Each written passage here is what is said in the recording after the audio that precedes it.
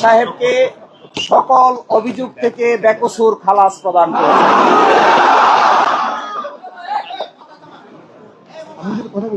আজকে থেকে, এখন থেকে জামায়াতে ইসলামীর সাবেক ভারপ্রাপ্ত সেক্রেটারি জেনারেল জনাব ATM Azharul Islam is an innocent man.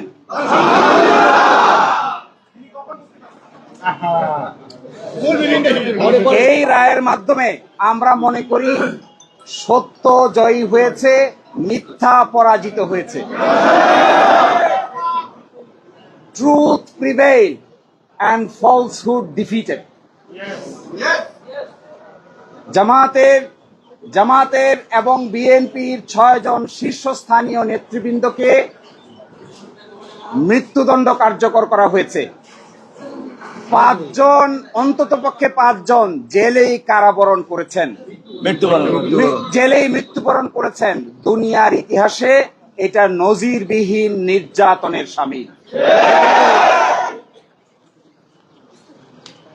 জনাব এটিএম আজহারুল ইসলাম সাহেব সৌভাগ্যবান, তিনি ন্যায় বিচার পেয়েছেন, আল্লাহ তাআলা তাকে বাঁচিয়ে রেখেছিলেন। তাই আমরা এটা মনে করি এই রায়ের মাধ্যমে সিন্ডিকেটেড ইনজাস্টিসের অবসান হয়েছে।